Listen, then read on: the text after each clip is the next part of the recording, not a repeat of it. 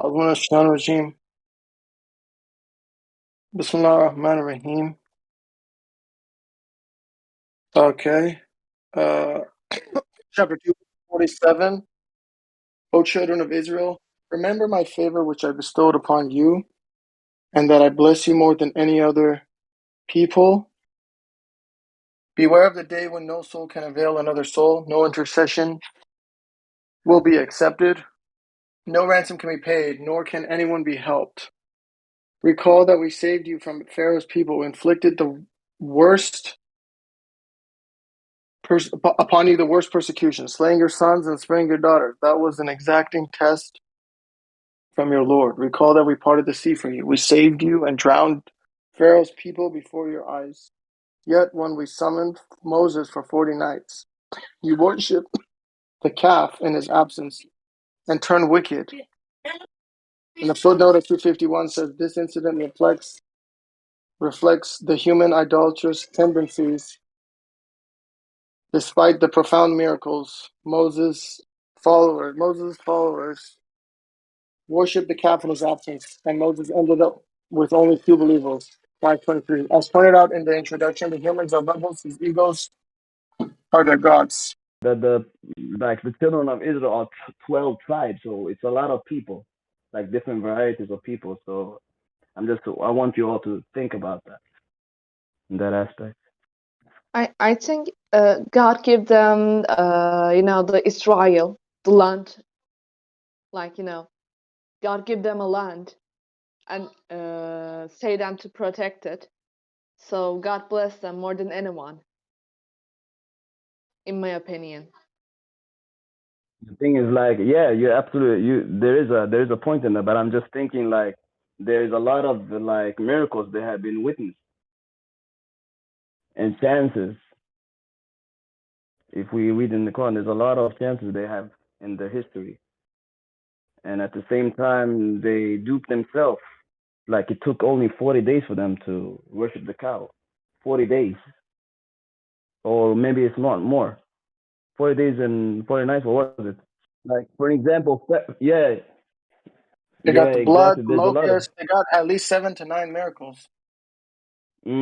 But Pharaoh got, like, it says in the Quran that Pharaoh got 9 miracles. He got witness with 9 miracles. That's very Yeah. interesting too. Can you put the verse? Yeah, I can bring it up. It's it's in 27:12. I found it in a different verse. Here we go. But it's in 7133. 27. Floods, locusts, lice, frogs, blood from profound, and the blood. Yeah, you Where is missed it, dude. that? That one. Okay. Yeah, but how many is that, Navid? One. Let's see. This is not 9. 1, This is not 9. 2, 3, 4, 5, 6, 7. At least 7 before they left. Yeah, but let me bring you the other verse so it's more clear for everyone. Like, the children of Israel, like, May first I of say all, something? we know. Yeah, you can say something. I just Yeah, wanted to point out that the children of Israel are 12 tribes, so it's a lot of people, like different varieties of people. So I want you all to think about that in that aspect. I think God gave them the Israel, the land, like God give them a land and say them to protect it. So God bless them more than anyone, in my opinion. The thing is, like, yeah, you're absolutely there is a point in that, but I'm just thinking, like, there's a lot of like miracles that have been witnessed and chances. If we read in the Quran, there's a lot of chances they have in their history, and at the same time they duped themselves. Like, it took only 40 days for them to worship the cow. 40 days, or maybe it's not more. 40 days and 40 nights. What was it?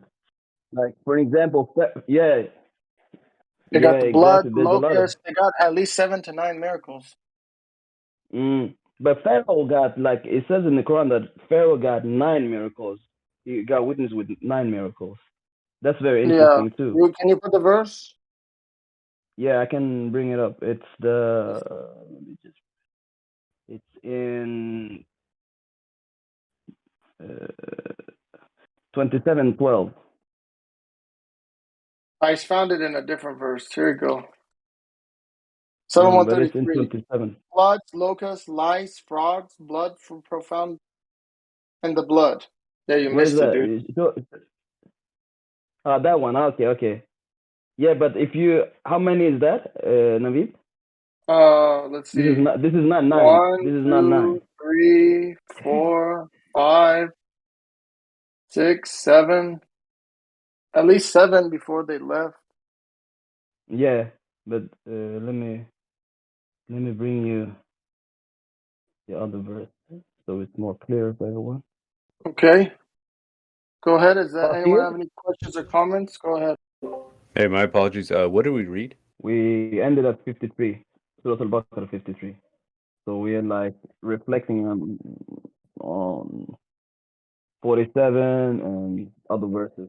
And what was it? O children of Israel, the favor bestowed upon the children of Israel. And we were talking just about, I just put out the miracles. How many miracles? Like Pharaoh witnessed one of them. Because it says literally in the Quran 9 times, but it could be more also. I don't know. MashaAllah. So we read to 53, right? So what do you guys think about this? I think that yeah. So they were blessed more than any other people, right? Because you said they saw all these miracles. Yeah.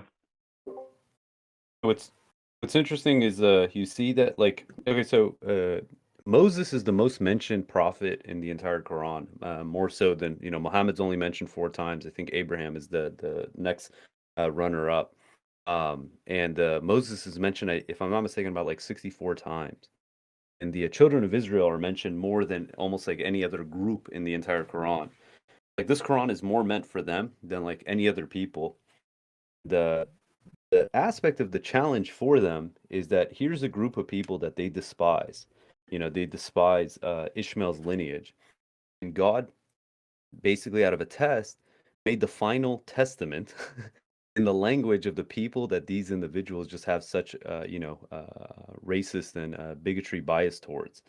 And it's really a test, because if they just opened up this book and read it, they would see the message. But because of these, like, preconceptions, they can't get past that hurdle, most of them.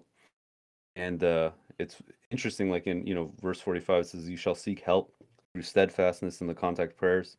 43. "You shall observe the contact prayers, salat, and give the obligatory charity zakat, and bow down with those who bow down."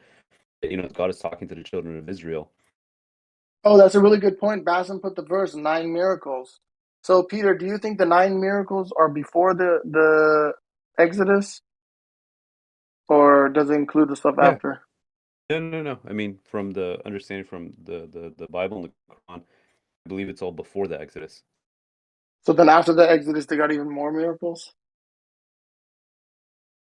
I mean, there's additional miracles beyond that, but I believe the 9 miracles that Moses was brought with was specifically for Pharaoh and that whole test. Or is it? Because if you read in the Surah 27, the headline is Moses, of course, but like before it talks about, about the staff and everything. It talks about the no, you're right. It talks about the when he showed the staff and everything, and then forgiving, yeah. Yeah, it's probably before, like you're saying. Before the splitting the sea, you think so? This was before, or when all miracles were presented to them clear and profound, they said this is obviously magic. Yeah, they reject a lot of things, the children of Israel. That's for sure.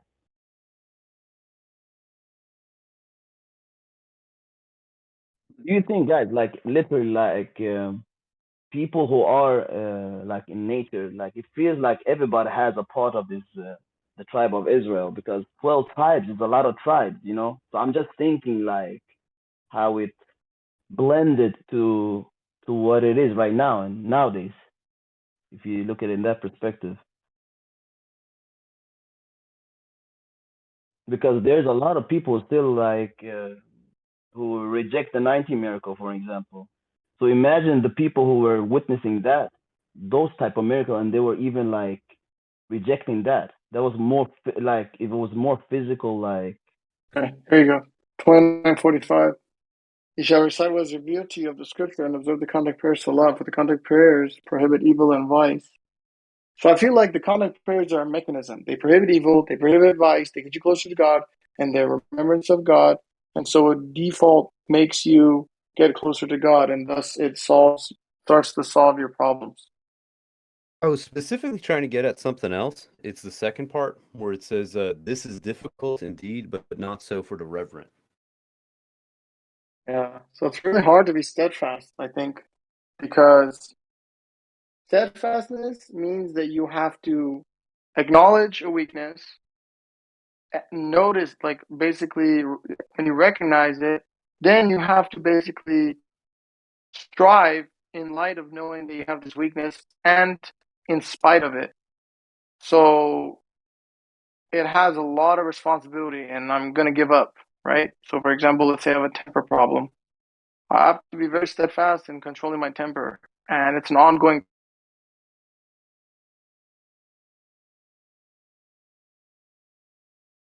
process. So, Oh my gosh. I pasted some verses. So I think there's a system here.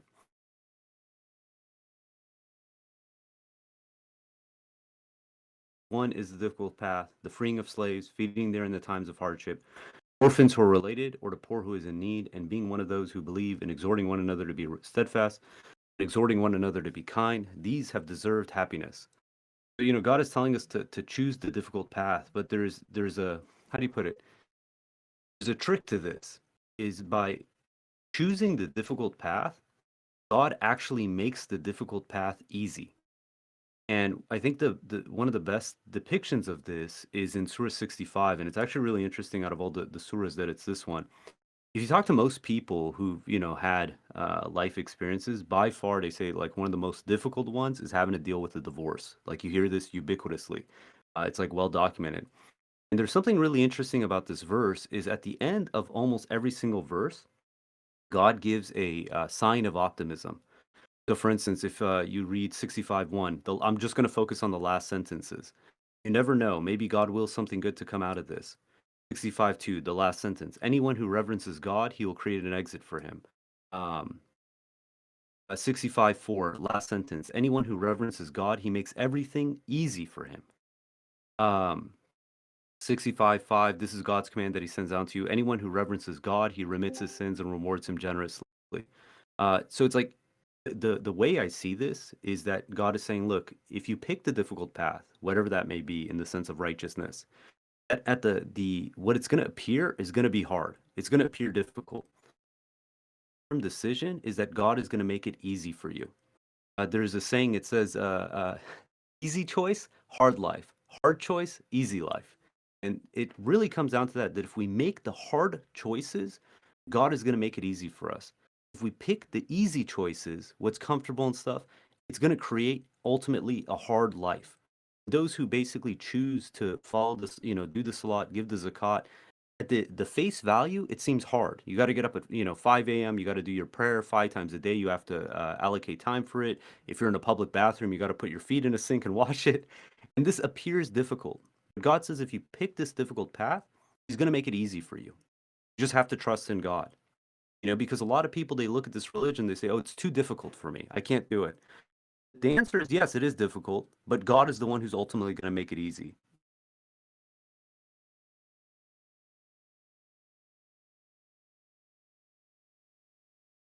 Then, what do you think about the verse? Indeed, where there is pain, there is gain. Yeah, mashallah. That's how we get growth. Growth comes through sacrifice. But with sacrifice and stuff, it basically it toughens us up and it makes the matters easier for us. So, you have a choice. You can either pray for the problem to go away or pray to become, stronger, more resilient, that the problem seems like trivial. It's funny, I knew some people in like business, and when they first start, something happens, that shakes them up, they freak out. You're playing video games and someone sends you a cease, and you don't even think twice, you just kind of laugh about it.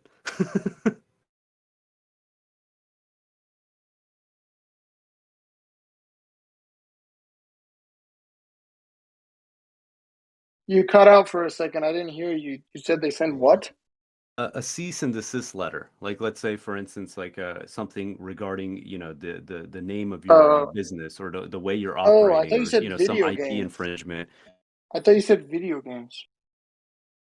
Oh yeah, so like you're playing a video game and someone sends you this letter and you don't even think twice and you continue just like going on Oh, with your yeah, day. right. I would say like that's something I notice in general. It's like between a seasoned submitter and then someone who's new, or even say like you take out the domain of religion again in business. It's funny if you have like a new hire and a fire happens, they freak out, they panic. The people who've been in the industry for years is like, okay, what do we need to do to get this resolved? Like, and they're very just like an even keel about it. It's the same thing in submission. These hardships come. If you trust in God, you say, okay, God has a good reason for this. Maybe there's a benefit that comes out of it. And you just take it in stride, and God makes the matter easy. Do you think, like, for an example, do you think, like, hard, like for me, for example, I see that when you seek help through steadfastness, it's like a cleansing thing. It's a cleansing method that you need to do, and at the same time, you need to establish the constant prayers. And I don't think that people are just gonna make it just because they're doing those two, like maybe like doing the counter prayers and do it on time and stuff like that. I don't think that's enough because uh, I think you need to go through a lot of stuff to understand like the meaning of what you are doing here in this life. Because here in if you look at this surah, for example, in 214, أعوذ بالله من الشيطان الرجيم بسم الله الرحمن الرحيم. Do you expect to enter paradise without being tested like those before you? They were tested with hardship and adversity, and were shaken up until the messenger and those believe with him said, "Where is God's victory? God's victory is near." So, like, Mhm.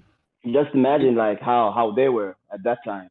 Like, I don't think they were just doing contact praise, for example, and you know what I mean.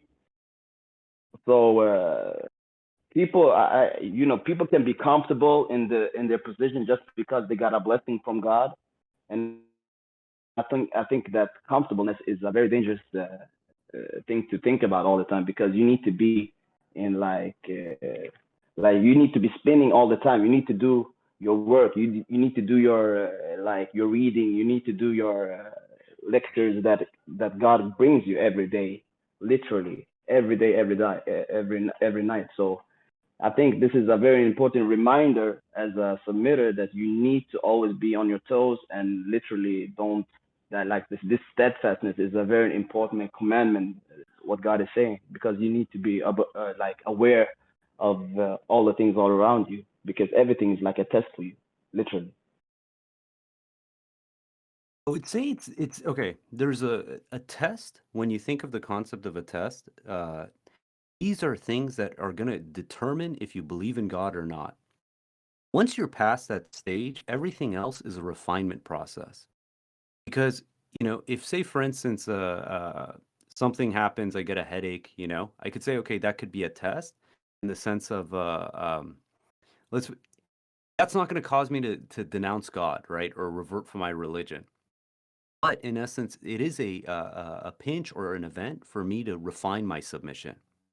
The concept of like salat and zakat and these practices, these daily routines that we do, I see this no different than training. Like let's say for instance you look at a professional athlete, how much time do they spend training, and how much time do they spend really playing a tournament or a game? In respect, it's going to be like 10 to 1 if not more of training compared to actual performance.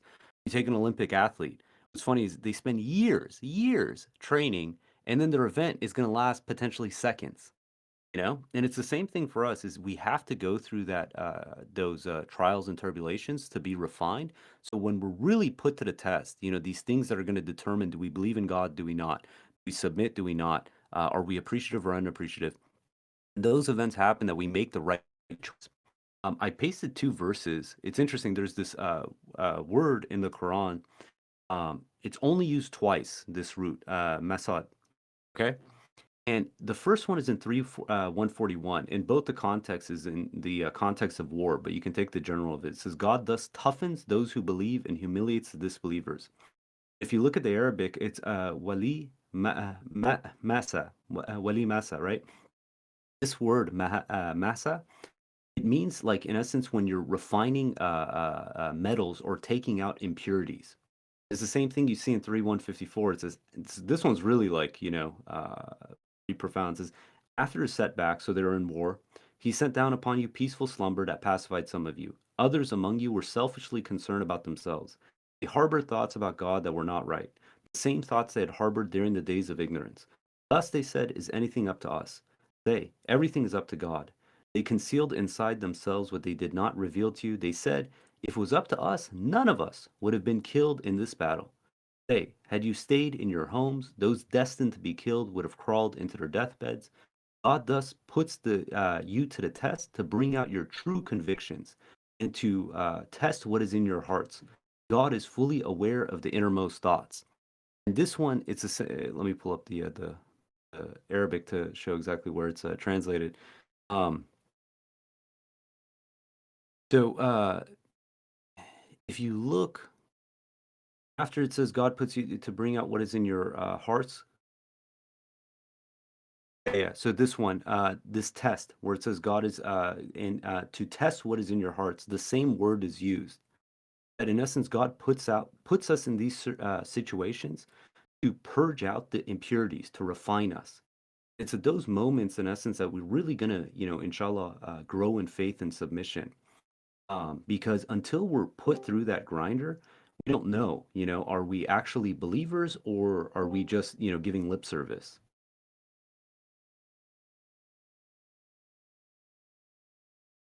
So I really like the verse Bassem put. Let's take a look at it real quick. This verse is so amazing. 2 of 14. One person actually mentioned this to me about 10 years ago. I didn't even know it existed. Let's read it. It says, do you expect to enter paradise without being tested like those before you? They were tested with hardship and adversity and were shaken up until the messenger and those who believed with him said, where is God's victory? God's victory is near. Think about that. The messenger was shaken up. We're not talking about ordinary believers or weak believers. We're talking about the top believers with the prophet. The messenger himself was shaken up. So we have to recognize exactly what has been explained in that these are test trials to toughen us up, to make us stronger. But we only get stronger if we actually accept it. This is the whole concept of cheerfully submitting. This is the whole concept of God explaining the true patience and oh man, I'm stuck. Sorry. Yeah, no, is it 42? Is it? Yeah, it's 42, 43. Here, I bring it. Chapter 42. Oh, shoot. Sorry, guys. Yeah, I'll put it. You know which verse I'm talking about? Yeah. My Quran got stuck for some reason. Patience and forgiveness reflects the true strength of the character. Exactly. You think about that. There could have been a ton of different characteristics and traits put in this verse. God chose these two, right? Because this is where it talks about reflects the true strength of character. Because you think about the application of patience, right? We think about patience in very limited terms, right? We think about, okay, I have to sit, on this bench until it's my turn to be called or whatever, and I have to wait 15 minutes. That's patience. And then I wait, and that's patience. That's one form of patience. Another form of patience is people say things we don't like. We have to be patient. We're waiting for something, going through a process of completing whatever, a program, a system, or something that needs to be done. That's patience. Dealing with, I can tell you, like children, it requires patience. There's so many applications of this, and seeing the development of our faith after we are put through these tests, that's another form of patience. So it's just so overarching. And so this really, in my view, does reflect our true strength of character, is if we can really strive and grow in this cause. And like I said, it's going back to this concept of cheerfully submitting. If we really truly believe that we are submitters and accept that God is running everything, our fundamental outlook on life is going to change. So a submitter asked me recently, she said, is it okay to be sad? I said, none despairs of God's mercy except the disbelievers. There's a verse for that. So the bottom line is, look, God is doing everything. We shouldn't be sad. We should be happy for how many blessings we have. The number of blessings we have is infinite. But at the same time, we can always find something to whine about. And it's only going to hurt us. It's not going to help us grow.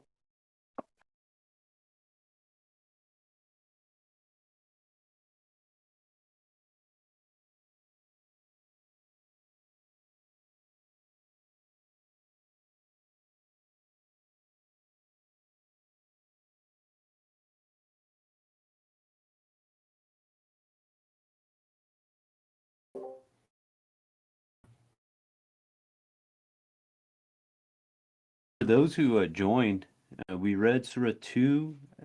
Correct me if I'm wrong. It's 2 verse 40 through 53. We read. Yeah, let's put the verses again just so people can catch up. Someone make a comment about 49. Go for it. In 49, it says, recall we saved you from Pharaoh's people who inflicted upon you the worst persecution, slaying your sons and sparing your daughters. That was an exacting test from your Lord. I've had a number of discussions with feminists who claim that this is a sexist comment because it's basically prizing the boys' lives over the girls. What I think they fail to understand is that this is the worst outcome, where you have a society where your male warriors are killed, and then what happens to the women of the subjugated class in that society. And the concept is, I guarantee a lot of those parents wished that their daughters didn't have to go through the torment that they were brought through. That's why I believe God is calling this the worst persecution, because in essence it's you're creating a generation who, from all intents and purposes, seems like they have no hope of getting out of that situation. As much as people can say, "Oh yeah, women can be warriors too," it's like, okay, it's one thing when you're fighting, arm to arm, hand to hand combat, versus the kind of warfare we deal with today. But yeah, just wanted to.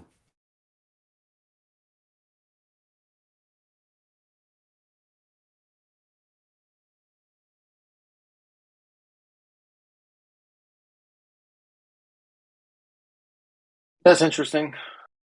I mean, I think it could go either way, right? If you spare the sons and slay the daughters, in both ways, it's basically destroying their entire livelihoods and their entire whatever race, and just destroying them, ethnic cleansing. So, yeah, I mean, I guess it's really important to understand one thing, is that miracles don't make disbelievers into believers. Nowhere do we have such a thing. Miracles and strengthen and guide those who are already believers. You have to believe in God. That's not something that you can just, you know what I mean? There's no way around that. So, but a verse was put, 254, about killing our egos. This is a thing we see over and over and over again in every aspect of our life. And we come to appreciate this concept that, look, it's the ego that caused us to be here. I swear, like, if all of us just think about this, like I just did this recently, it all made sense. If you think about this, that the reason we're on this planet is due to our ego, and you look at the world, look at everything around you in this light, in this context, everything's going to make a lot more sense to you. Everything is going to make a lot of sense to you. Because that's what it comes down to, is the ego. And that's our biggest crime, is, siding with that ego, which ultimately was siding with Satan and coming here. So if you understand that humans just have ego, compare yourself to a dog or a horse, which basically has no ego, will serve the king, will serve the homeless guy, he, wag his tail. And then the human, it's like, I want money, I want fame, I want power, I'm better than this person, I'm better than that person. It's just, I know more, I am stronger, I'm faster, I'm more intelligent, why should I listen to them? That's what it comes down to. And so this is an unfortunate trait that, just people have, and it's our job as submitters to kill our ego and do our best to stay on top of that. Hey, so did we read 54? We didn't actually. Comment about that one. So let's just read it. You want to just read it? Like, you want to just read a few verses so we can just get on it? I'll read that one and then I'll make a comment. It's kind of a important one, nevertheless. Recall that Moses said to his people, "O my people, you have wronged your souls by worshiping the calf. You must repent to your Creator. You shall kill your egos. This is better for you in the sight of your Creator. He did redeem you. He's Redeemer, most merciful." The comment I wanted to make is, if you look at pretty much any other translation of this verse, what it translates it as, and I'm going to paste it in, is that it's saying that, I'll tell you that it says, "Oh my people, you have wronged your souls by worshiping the calf. You must repent to your Creator. You shall kill yourselves." It's telling individuals to kill themselves. And if you look at the tafsir, they say, "Oh no, what this meant was to kill the disbelievers." Even if you read the Bible interpretation of this, not only do they say that Aaron was the one who created the golden calf and had everyone worship it, but they say that afterwards they were commanded to kill the disbelievers who were worshiping the calf. And this is a gross depiction, because this is showing that God is saying, in essence, like, if someone is committing idol worship, you're justified in killing them. So the question is, okay, what's causing this confusion? Nafsakum. So nafs, it means self. It also means soul. It means ego. And if you translate this as you have wronged yourselves, right? So nafsakum, you shall kill yourselves. That's how you would translate it. But if you understand that nafs in this context is egos, right? These people had a personal opinion that they thought this golden calf was a god beside God. In essence, you realize that this is not the death, the physical death. This is a death of the ego that God is commanding. But it's like such a small little detail in translation. The extrapolation from that is tremendous. Where individuals think it's justified, again, to kill someone who's committing idol worship.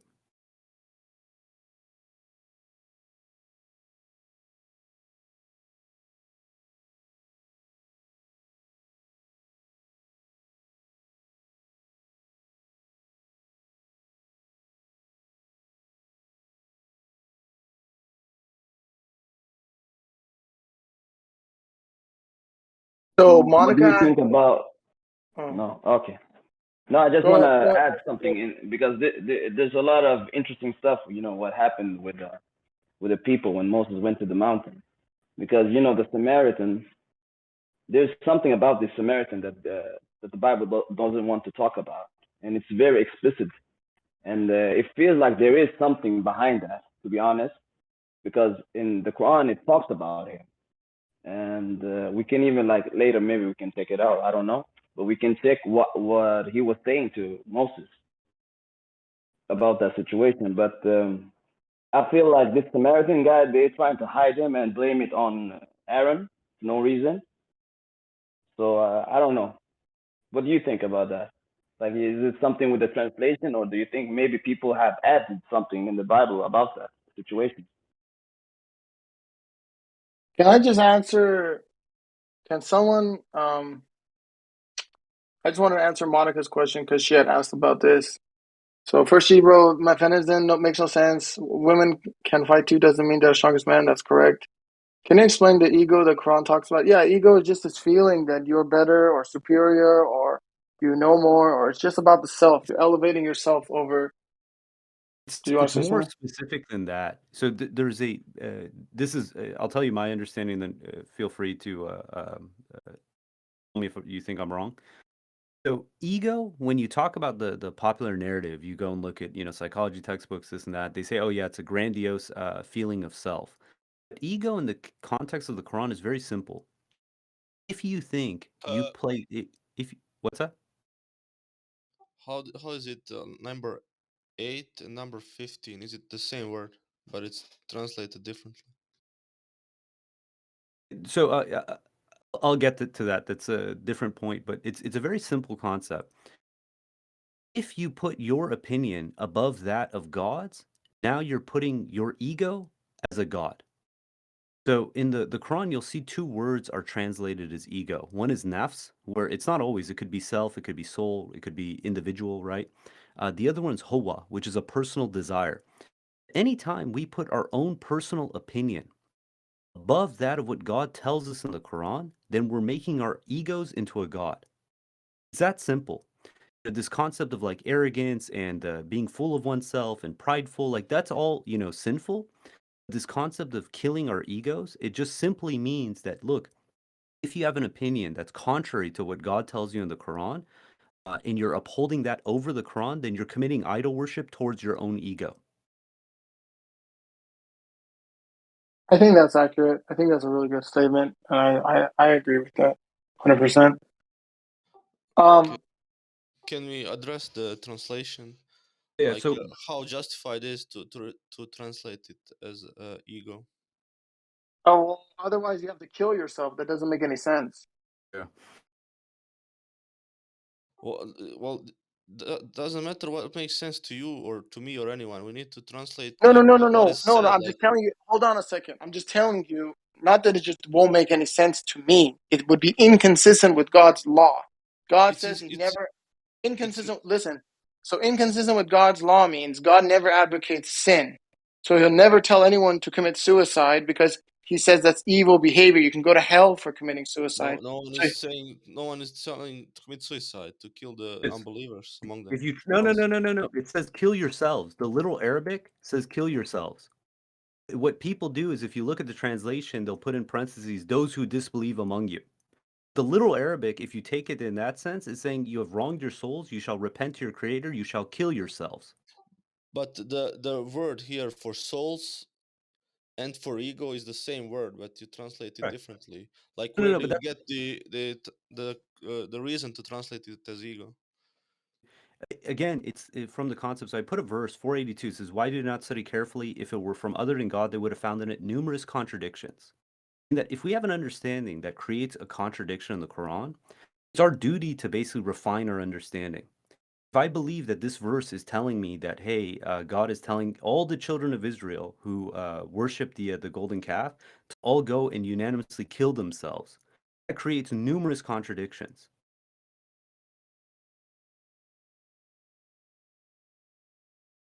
But it doesn't say like the understanding is to kill those who Oh no, no, disbelieve. no. Yeah? Read there because that's you're saying, yeah, you're taking an interpretation that people are trying to do to justify what this verse means Well, because yeah, but this the this literal interpretation Arabic. is much closer to Arabic than the No, one no, no. it's that's not. No, it's Fagatanu, not. It's not, kill dude. I yourselves. literally, I Nafsakum, put the yourselves. Kill yourselves. I literally put the root of it, dude. I literally put the root of the Arabic. Why are you saying it's closer?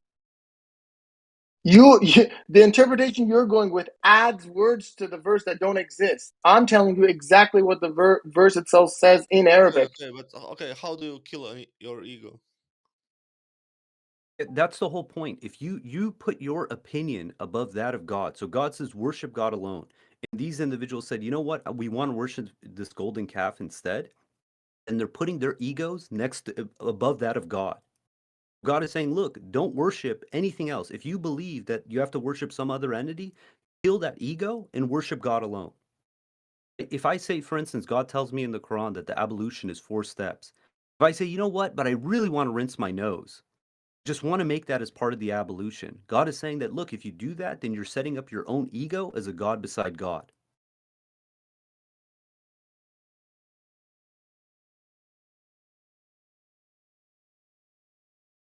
So Jamal is putting he's putting this word in the Quran, but this if you go to this, right? See where it says here, let me just copy it for you. Right under the triliteral root explanation, look what it says. It says the translation below are brief glosses intended as a guide to a meaning. An Arabic word may have a range of meanings depending on context. Click on a word for more linguistic information or to suggest a correction. So the range of meanings of that word is what I showed you, is what I put. Do you understand? So that's what they're referring to. That's why if you go to the bottom of this page, they have Lane's lexicon. They're telling you to go there in the classical Arabic dictionary. I already did that for you, and I put it here for you. And so we're telling you that based on all the information that exists, this is the word that makes sense. And if you look in here, it says ego right in the middle there. So in this context, ego is the correct meaning of this word. Killing yourself, your body, does not make sense in this verse. And adding words to the verse is not a logical position either. That said, too, these guys, I know one of the individuals who contributes to this. They literally take from the Quran Study app translation and they basically modify it from that.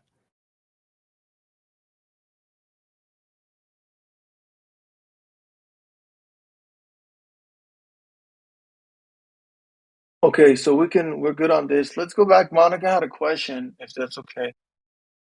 So Monica says, can you, okay, we talked about the ego, so I think you got that part. Then what is it? Oh, talking about happiness. So then Occam's razor said an increased state of happiness, being too happy. What's wrong with that? I don't understand. What's wrong with being happy? I don't see any problem with being happy. I think we're always supposed to be happy. And actually, the Quran teaches us this, that those who are happy, that's a sign of being appreciative. That's a sign of being joyful and mindful of God's blessing. So I don't see anything wrong with being happy. Because if you're happy, despite, let's say, bad things happening or the tests you're going through or the difficulties, that's exactly what you should be doing. And I don't see how not being happy is going to be beneficial to you.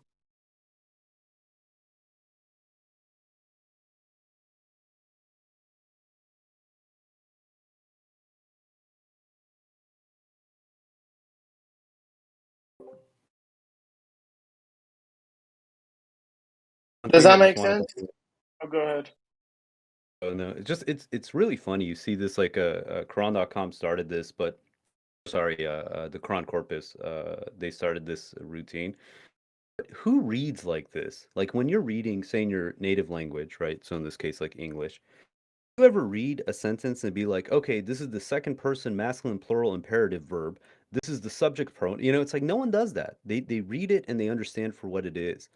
And it's funny when people they try to distill language into this kind of a structure. It's like they're trying to overtly make it complicated to something that doesn't need to be that complicated. And this is kind of like the conversation we're having yesterday with the one individual who's saying it's the second imperative, masculine plural. It's like, dude, just read the verse. Like, just read the verse. It's not that complicated.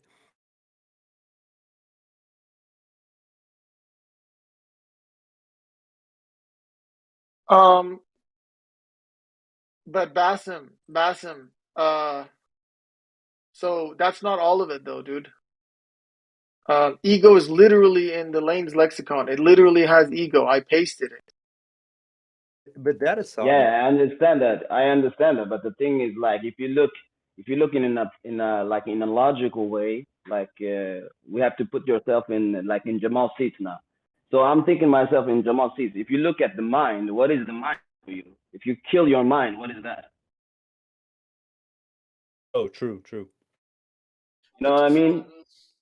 for in order that to Yeah. be an ego, like there's how did they wrong their egos? Because the word, like, if you translate the first occurrence of the word also as ego, It's not what you did that wronged mean? yourself. So basically, you've wronged yourself, right? God says this on the day of Exactly. But judgment you that have to. they will. Why don't you translate that as ego as well?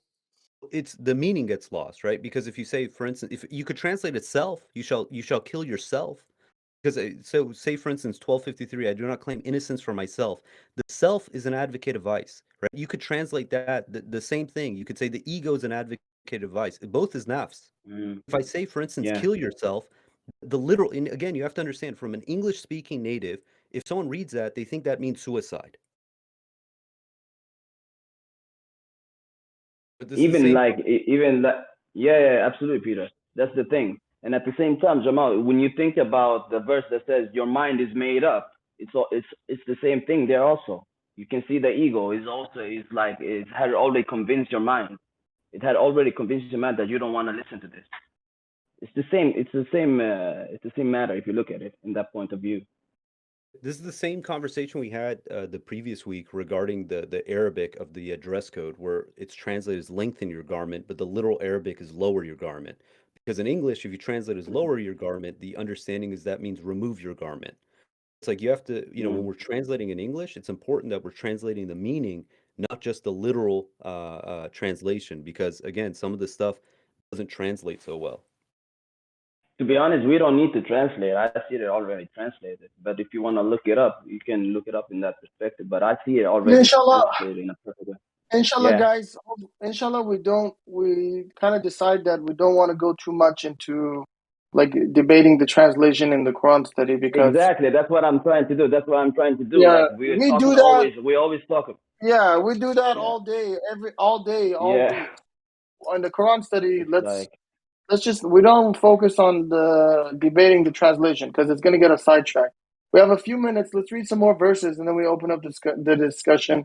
So, um, we're in chapter 2, verse 55. Why don't we read 55. from, So yeah, from 55 to either 60 or 61? go for it. Go for it. Let's go all the way to 61. Yeah, I put all the Come, verses. you God want to willing. read? Comes Razor. There you go. I put it. Bassem, you Should I want to read? read? Okay, go ahead. Go ahead. Go ahead, read. So starting from 55, recall that you said, O Moses, we will not believe unless we see God physically. Consequently, the lightning struck you as you looked. He then revived you after you had died, that you may be appreciative. We shaded you with clouds in Sinai and sent down to you manna and quails. Eat from the good things we provided for you. They did not hurt us by rebelling, they only hurt their own souls. Recall that we said, enter this town where you will find as many provisions as you like. Enter the gate humbly and treat the people nicely. We will then forgive your sins and increase the rewards for the pious. The wicked among them carried out commands other than the commands given to them. Consequently, we sent down upon the transgressors condemnation from the sky due to their wickedness. More miracles. Verse 60. Recall that Moses sought water from his people. We said, strike the rock with your staff. Thereupon 12 springs gushed out therefrom. Members of each tribe knew their own water. Eat and drink from God's provisions, and do not roam the earth corruptingly. Israel rebels. 61. Recall that you said, O Moses, we can no longer tolerate one kind of food. Call upon your Lord to produce for us such earthly crops as beans, cucumbers, garlic, lentils, and onions. He said, you wish to substitute that which is inferior for that which is good? Go down to Egypt, where you can find what you have asked for. They have incurred condemnation, humiliation, and disgrace, and brought upon themselves wrath from God. This is because they rejected God's revelations and killed the prophets unjustly. This is because they disobeyed and transgressed.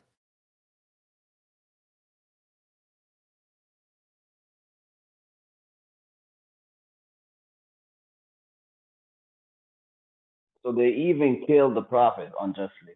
Wow. Just with the footnote of 255, which is really interesting. I can read it. It says, it is noteworthy that the word God, Allah, in this verse is the 19th occurrence. This is the verse where the people demanded physical evidence. Quran's mathematical code, based on the number 19, provides such physical evidence. Note also that 2 plus 55 equals 57, which is 19 times 3.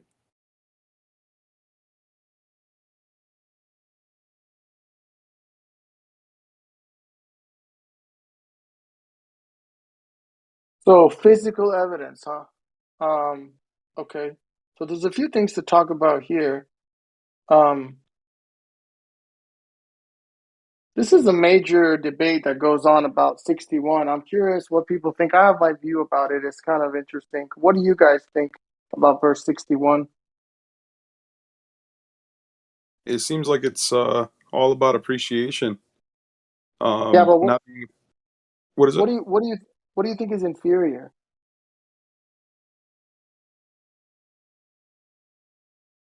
Oh, so the idea that so the person wanted more, right? So growing dissatisfied with what they had.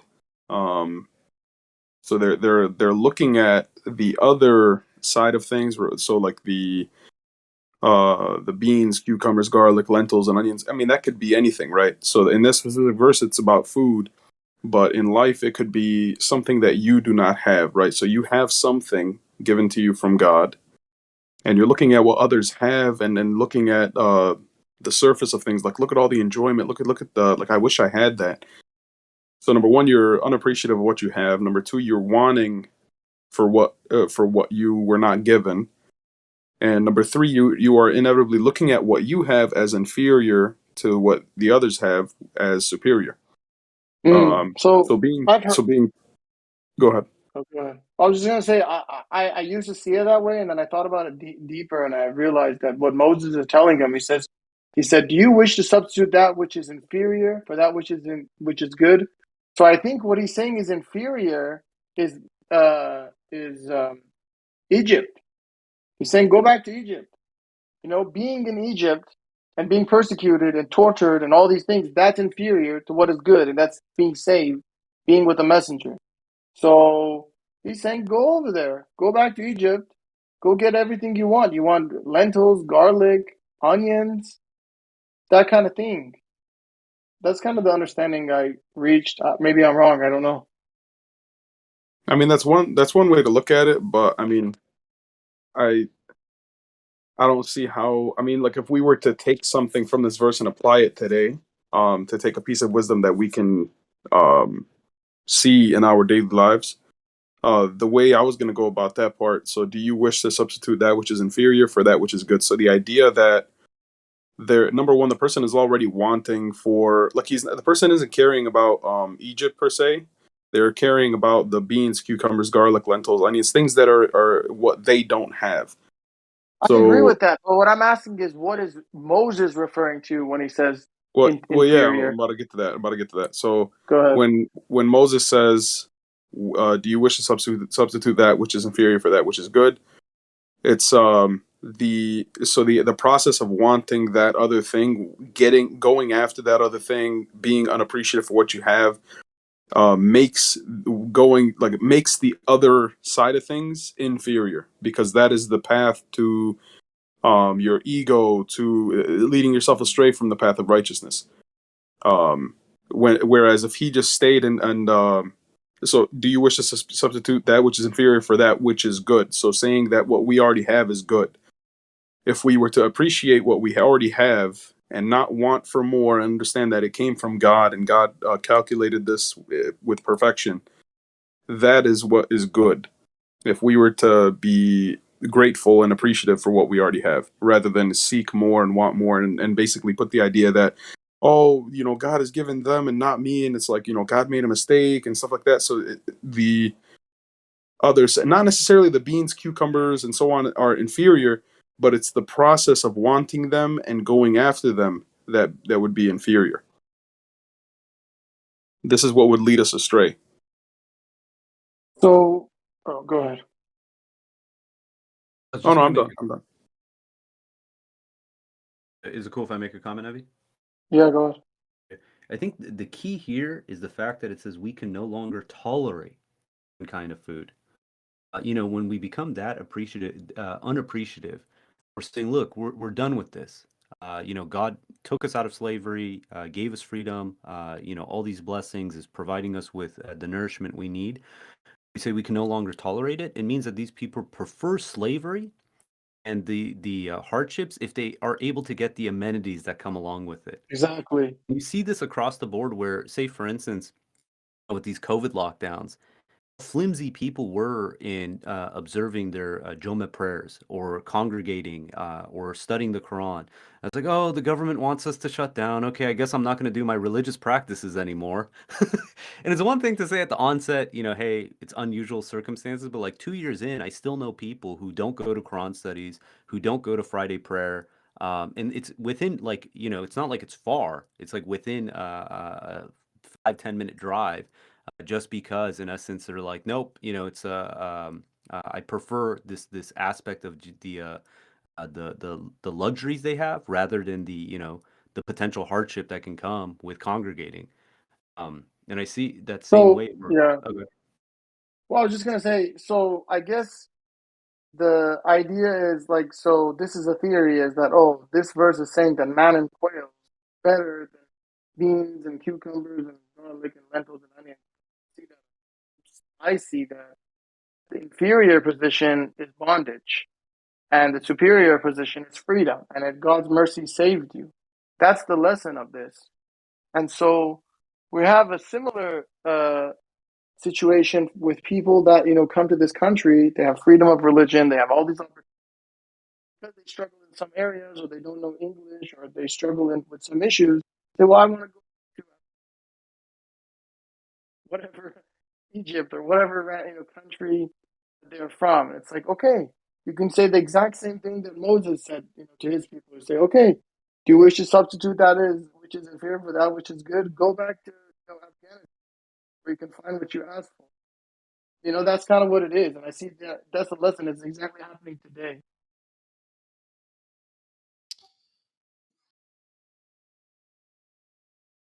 I think Jamal brought up a good point too, in the sense where it's like, even if you think about this metaphorically, the man and quails are coming from heaven, and then the things that they're asking for are of this world.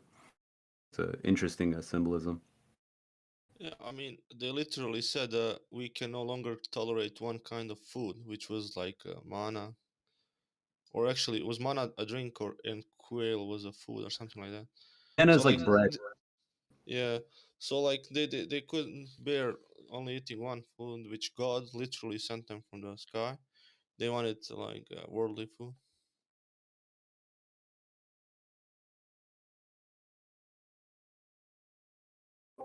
What's interesting too is you think about all these things that the children of Israel have done. Worship the golden, they doubted Moses, they worshiped the golden calf, they refused to enter. The thing that really was the last straw was this. This is really like profound when you think about it. God forgave them when they worshiped the golden calf. Then they're saying, dude, I can't tolerate any more of this one kind of food. And God is saying that this is the reason that they rejected God's revelations and killed the prophets unjustly. These other acts were forgivable, but you think, and it's something so minute from an outside perspective, you think those other ones would be so much more grandiose. This seems so subtle. But, the repercussions of this statement, God held more seriously than the others.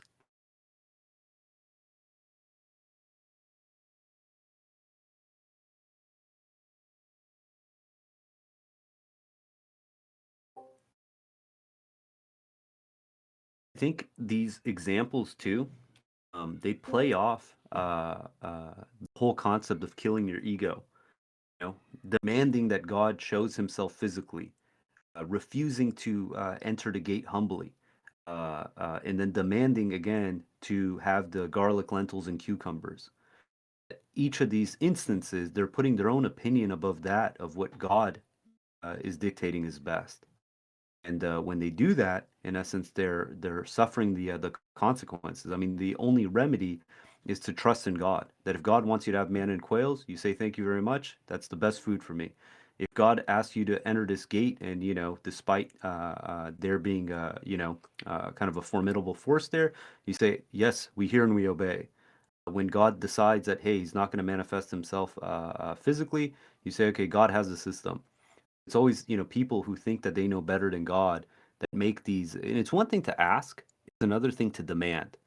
Um, that God alters His system to accommodate the people.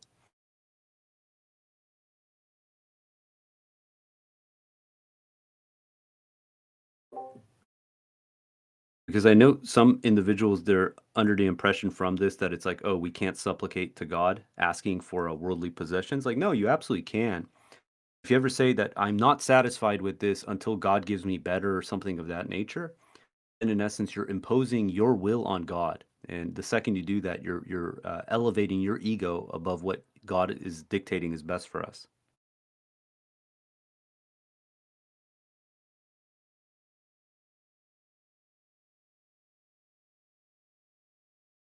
I just want to say that quail is very delicious.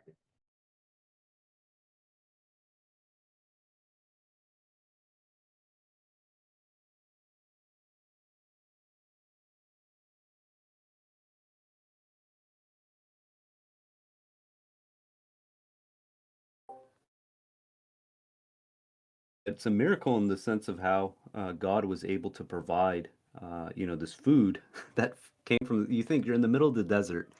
There's no real vegetation. There's no real wildlife. God is directing these provisions to them, perfectly. And that's something it's hard to grasp, to think that we have control over these matters. That we think that, if I just work hard enough, if I just do this, I do that, I can change it. It's like God's the one who's ultimately dictating all these outcomes.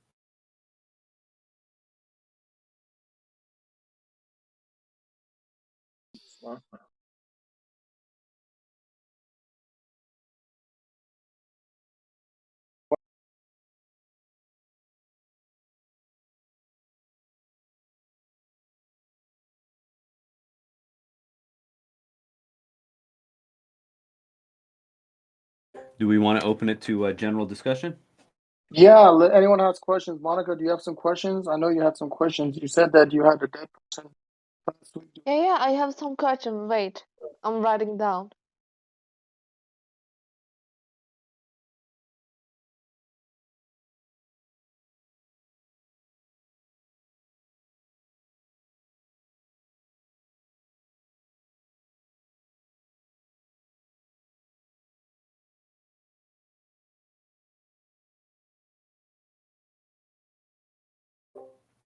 While we're waiting for that, another takeaway from the children of Israel's refusal to enter Jerusalem is this concept that you know God gave them a direct command, and it seems difficult on surface level. Oh, you got to enter this new town, and there's people there who are more powerful than you, and it seems difficult. But God says, look, if you just go through that difficult process, that awkward process, God is the one who's going to make space for you. God's the one who's going to make you prosperous. And despite that, it was just too difficult. It's just interesting because it's only difficult as a mirage. And this is one of the things where it says the devil promises you is an illusion. The devil's promise to these people when God is saying, "Hey, look, just enter this gate. You'll be taken care of. You'll be fine." What the devil whispered to them was the opposite. No, you're going to be persecuted. They're going to ridicule you. They're going to, make life difficult for you. And they thought it was the easy solution was to not do what God commanded them. It seemed like inaction seemed easier in their minds than action. God is Yeah, telling them the opposite. yeah. Something occurred to me. Like it appears to me like that they expected God and messenger prophet to do everything for them. Like they were lazy to do anything. Even like when they asked for the food, like garlic, onions, and these were like worldly foods, they didn't like go about procuring them for themselves.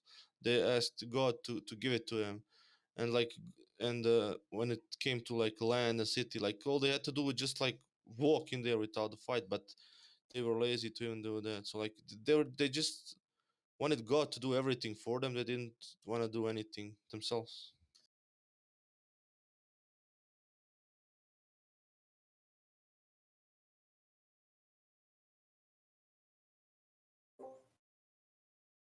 Similar to 8:17, it says, it was not you who threw, God is the one who threw. It's not you who killed them, God is the one who killed them. All we got to do is just make that initiative, and God's the one who's going to take care of the rest. It's hard sometimes to make that initial initiative. to make the decision to mobilize, to do what God commands us. You think about it, that's as much responsibility as we have. Once we make that commitment, God takes care of everything else.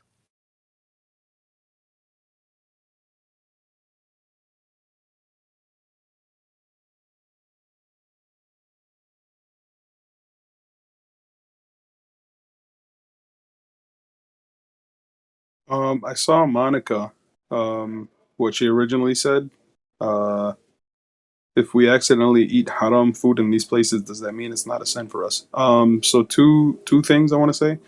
So number one, in general, regardless of where we eat the food, God says after stating the four prohibitions that if we are not deliberate in eating one of these categories, like if we didn't know, say you went to a restaurant and you ordered a steak and you didn't know that the person who butchered it basically said, in the name of Poseidon, that I killed this cow.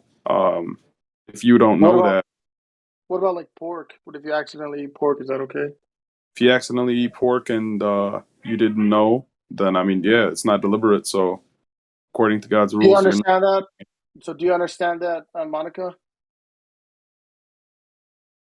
Yeah, but I think that doesn't mean that we can be careless. Like we need to do what we can, like check out, ask around to see, to inform ourselves, right? Of course, of course. I mean, not all the time are you going to be able to. Hey, go to a restaurant. I need the list of butchers, and I need to call them and see who they are and stuff No, like no, that. no. I mean about the meat being pork. Oh, of course, of course. If I look at meat and I'm suspicious, I'll ask. Like, say I received a plate of food at a restaurant. If I see something that resembles pork, of course I'm going to ask because I have a suspicion. Um, so that's that. I hope. Yeah, I understand what you mean by not being careless. Like, who cares? Like it's almost like deliberately being ignorant in order to eat a specific food. Like you don't want to not eat the food. Um, like we have to be willing to like throw or get rid of food if we know that it's prohibited. Well, that's what Um, I'm saying. Like, if you get a plate of pork, I've done this before. Like, okay, my burgers has pork, or some meal I have that has pork in it. Like, I just throw it away. There's nothing I can do about that.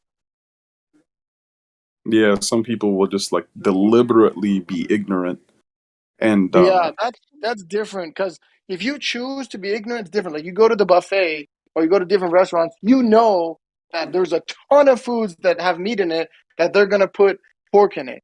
So if you know this, but you deliberately don't inquire about it, then I think there's an issue there. Because I'm aware of this in this country. They put pork in everything. So anytime I see meat or something that I don't know about, I have to ask them because otherwise I'm gonna end up eating pork. Actually, if you like accidentally buy a pork, maybe you can just give it to the animals, because Quran tells us that wasting something or anything is haram. So I do we personally, want to go ahead? Go I've ahead. done that before. We gave it to my dog.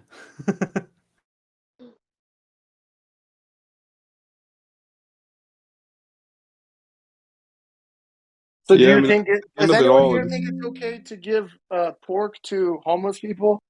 I wouldn't. no, I would. Of course that's not. yeah, that's a weird subject. Oh, It's go kind ahead. of Go ahead. it's like you're. I mean, I always take it as I'm sure a lot of people do as well. Some of you guys too. Like, if I know that it's not only like for other than the fact that it's commanded for us not to, but if we understand the science behind it, if I'm giving contaminated meat, right, meat that which parasites live in, if I give that to someone else, I mean that's not okay on my conscience.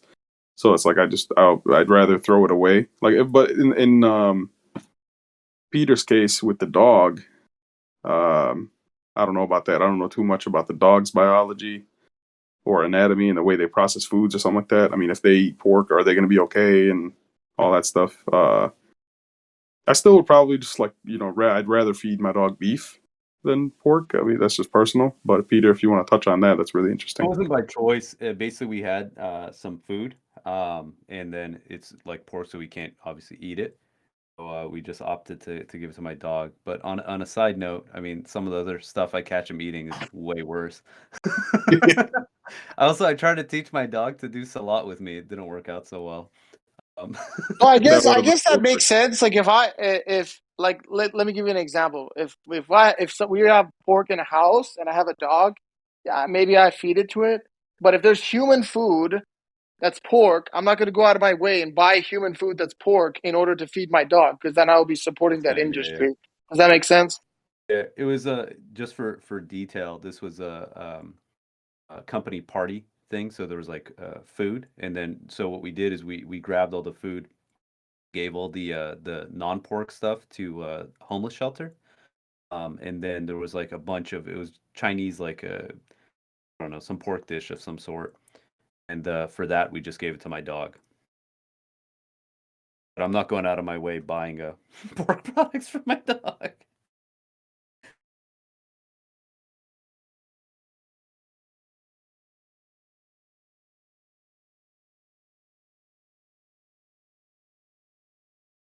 I was gonna say something earlier about so when we were talking about the idea of being appreciative.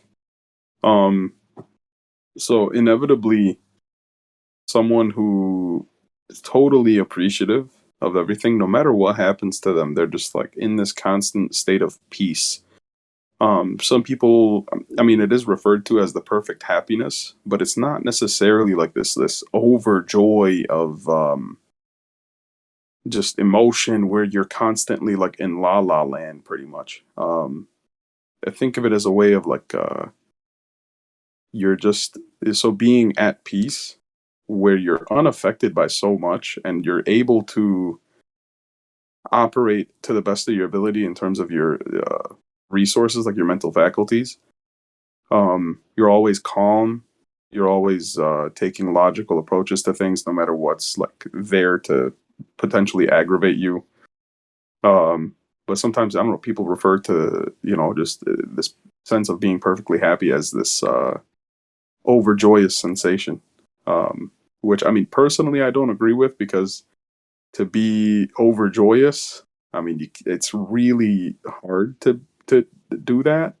Whereas being at peace is something that is much easier to do. I don't know if somebody wants to touch on that.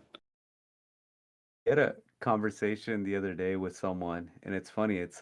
I agree with you. It's not that you're just like in this constant euphoric joy, but I would say more often than not, you want to be in a state of awe, right? You don't want to be habituated to this the miracles and the blessings that God has given us. Think of each day you wake up and you're in this nice, comfortable bed and you got a pillow.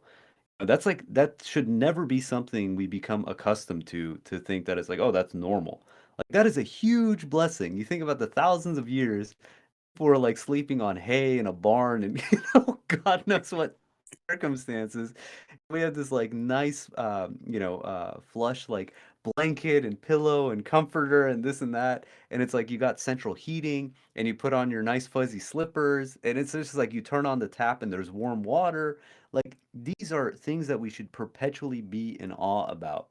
We should never be in a state where we just think that, this is normal, that we deserve this. Because then when that happens, the likeliness of turning unappreciative increases. Think of this, like you order a pizza.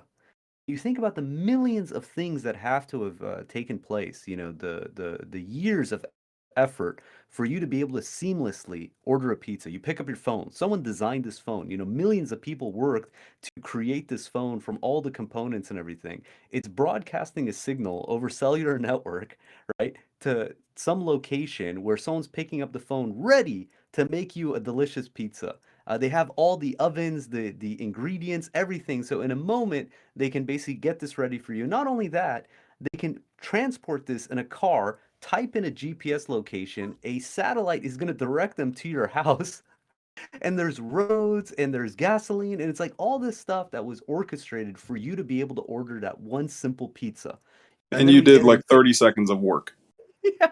Well, then what's funny is you get it, you're like, oh, I don't like the crust. It's too salty. It's this, it's that. And we forget, like, dude, how much of a miracle that simple act is. And if you want to think of something more basic, Take this dead piece of wood, place it inside dirt.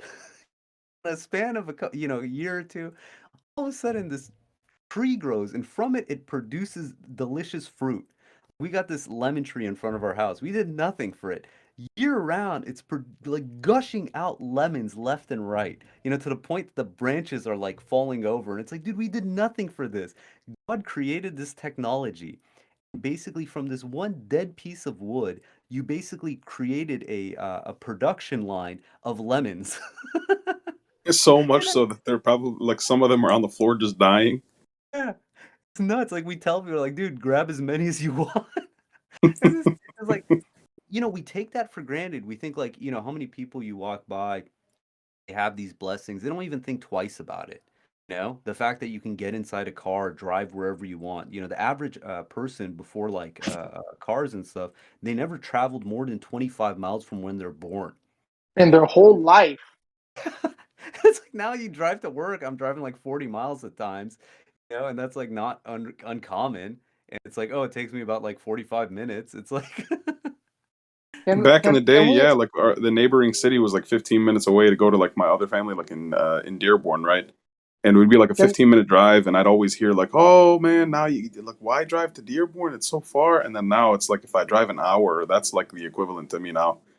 Like in terms of how it feels, it's just like, oh, an hour, no worries. can we address Ellendier put a verse, I guess, for me? He says, "Oh, you have believed." Let's put the correct translation. 1 second. 2:6:7. It says, "Oh, you believe, you shall give to charity from the good things you earn, and from what we have produced for you from the earth. Do not pick out the bad therein to give away when you yourself do not accept it, unless your eyes are closed. You should know that God is praiseworthy." Is this? Did you put this in response to me asking if we give pork to homeless people? Yeah. Oh, okay, yeah. No, I agree. I don't think we should do that. Yeah, it was just that I didn't want to talk. No, thank you.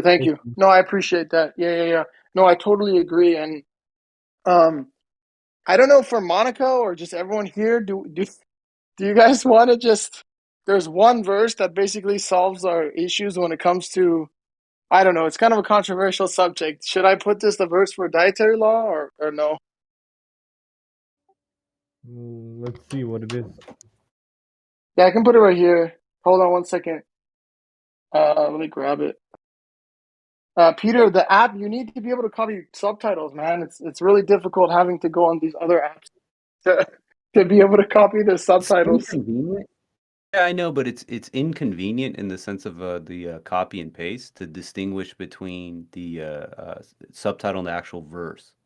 You can. What if you put a space between it, like a I mean, line? even if you do that, it's like, because again, it's like, yeah, I don't know. I don't know. It's It's worth like, I think considering. in theory it's nice, but All application right. could I be. feel like the need for the subtitle is much, much, much less than the need for the verse. So, I mean, because I've had experience with coding, especially seeing it from Abdul's side of things and stuff, working on submission bot, it's definitely some tedious work necessary to like not only allow the code to distinguish from the subtitle and the verse, but to like say double tapping to copy. Maybe you don't necessarily want it with the subtitle or however many things you got to put in there. Yeah. Basically factoring in all of the differences would be just Okay. yeah. So let me read the verse real quick. And this is just my view on this. I agree with the subtitle that says the only dietary prohibitions. I don't believe there are any other dietary prohibitions outside of this verse. And I believe the verse is saying that. So it says, "Say, this is the prophet." He says, "Say, I do not find in the revelations given to me." So this is the revelations. This is the whole Quran. And it's actually beyond just the written text because it's the whole Quran. It says the wahi. So in the entire revelations given to me, any food, so any food means any food, all foods, that is prohibited for any eater except 1, carrion, 2, running blood, 3, meat of pigs, for it's contaminated, and 4, the meat of animals blasphemously dedicated other than God. So, like kind of similar to what Monica said or asked about, if one is forced to eat these without being deliberate or malicious, then your Lord is forgiver, most merciful. So this is my view: is that this is just it. I agree with the verse, the subtitle, and just the context that basically, if it doesn't fall into these 4 categories, then it's not prohibited as a dietary law. But I'm just curious what you guys think.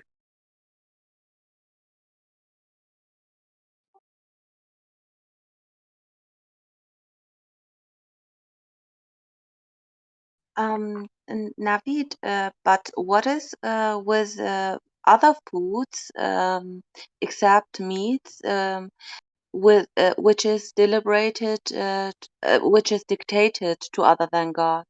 But Like what number would it be in here? it is written, 1 carrion, 2 running blood, the meat of pigs, and 4 the meat of animals, blasphemy dictated to other than God. But I saw in Haribo. I don't know, you have it in USA. Haribo. There are a picture of Satan in Germany of it, and this is not meat. This is gummy bears.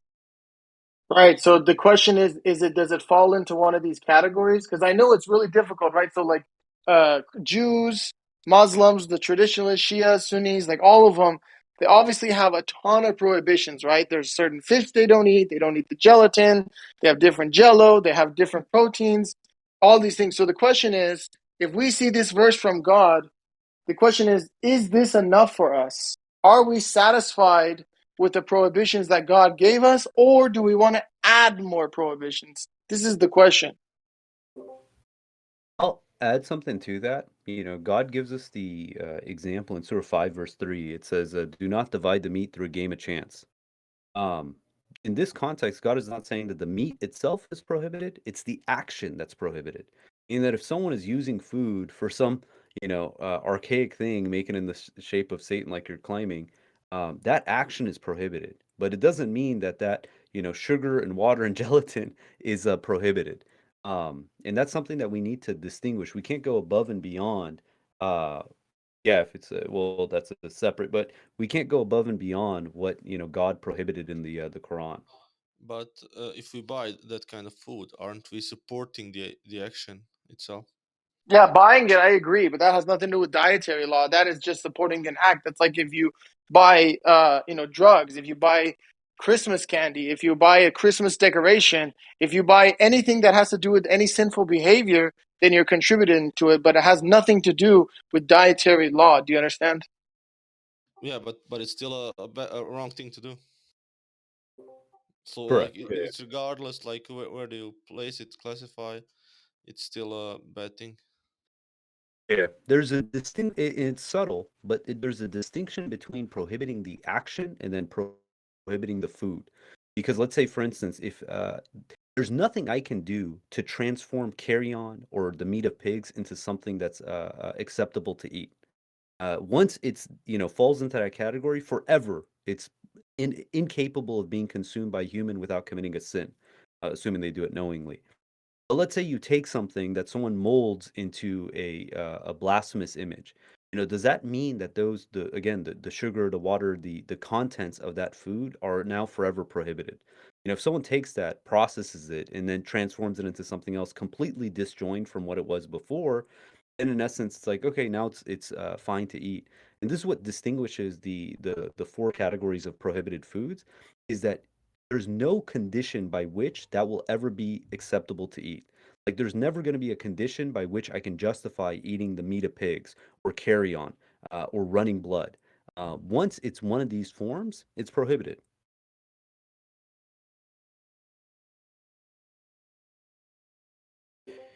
What's interesting about 16115 is consistently, so there's 4 verses in the Quran that discuss the dietary prohibitions: 2173, 6145, 53, and 6115. One of the things that you'll see is that they all, in the footnote, reference 6145 and Appendix 16. When you read 6145, as we saw, basically when it comes to the 4th dietary prohibition, it's only, in essence, the meat of animals dedicated to other than God. That basically you have an animal, you slaughter it, to other than God, you cannot eat that animal. Period. Regarding the 4th dietary prohibition, what's interesting is people point to 6115. They say food which is dedicated to other than God. But out of all the 4 verses, this one is the least descriptive. So if you look, it says he only prohibits for you dead animals. Does this mean that any animal that's dead we can't eat, or blood as opposed to running blood, blood poured forth? So if we go with this, 115, then in essence you'd basically be vegetarian. I mean, that's what it comes down to, because it's according to this, it's only dead animals and blood that's prohibited, as opposed to carrion, which is a specific kind of dead animal, and running blood. And even on the meat of pigs, the only verse that gives us the reason for it is 6145. So it's important to note that the context of that verse, 6145, is all foods, because in the verse it says any food, but also in verses before, it's the idol worshippers that are pretty much putting theirs. I want Khadija to see this. Can you take a look at this, the verse before 6145?